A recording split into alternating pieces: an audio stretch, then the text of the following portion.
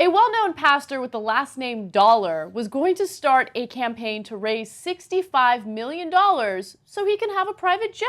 But he needed his private jet in order to do some missionary work. So what I love about this is Creflo Dollar, that's his name. His real name is probably Michael Smith, although he claims that that is an urban myth.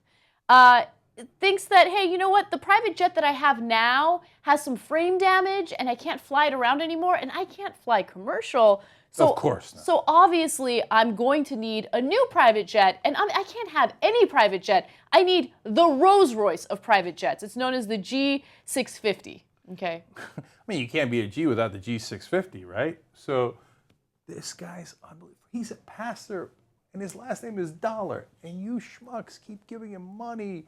You know, he's decided to do this campaign.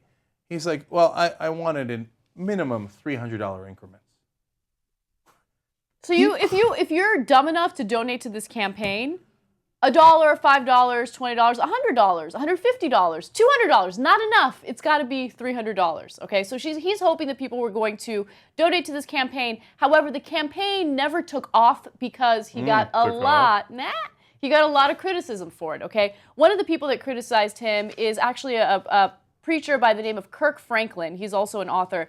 And he said the following. He said, "We don't have a shortage of greatness. We have a shortage of character. When a pastor wants people to buy him a private plane while a missionary in Somalia bathes children with sores, that's a shortage of character. When I camouflage my greeds to look like needs, that's a shortage of character." And so that's just a little bit of the criticism that Mr. Dollar got, and as a result, he didn't go on with his campaign. So Kirk Franklin is obviously a very religious guy, and he's also a gospel musician.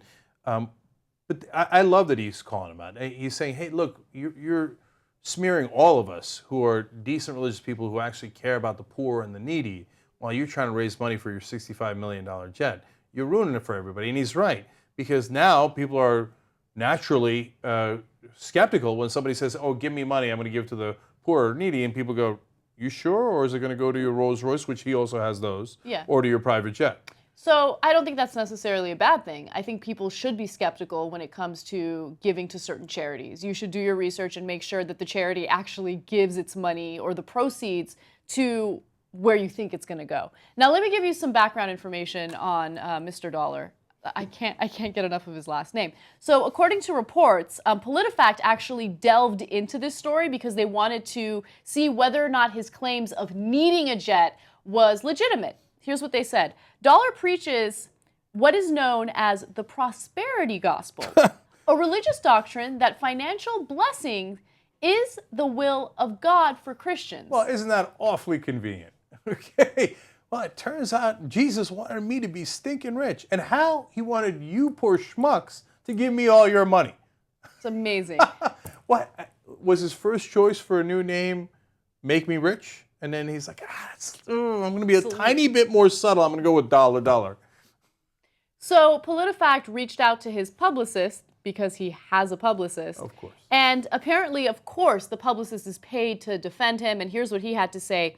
It's not that simple when a missionary team of 10 to 15 people take thousands of pounds, even 100,000 pounds of food and provisions with them when they go around the world. So he's basically making the argument that, look, you can't fly commercial with this huge amount of goods that you're using to help people. So of course you're going to need a private jet. Right. Okay. No, that makes sense. I'm sure we were very wrong in the criticism. Yeah. So he continues. Members of the ministry travel much of the year bringing their message, food and supplies to people around the world. And this jet has the fuel efficiency, speed, cargo space, and seating the church needed. Well, I didn't know it was that necessary.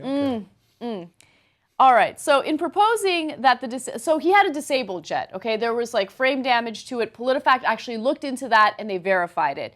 In proposing that the disabled jet be replaced with a $65 million G650, he was suggesting going from an old Honda to a new Rolls-Royce. Okay, so does it have the cargo space for thousands of pounds of food and other supplies? Experts told us the answer is no. Carrying cargo is not this jet's mission.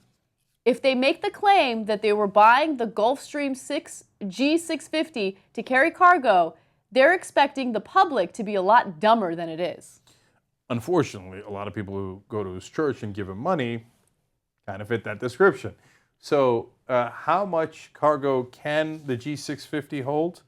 Well, it turns out about 2,500 pounds, and it's mainly supposed to be for, luggage, and they said golf clubs.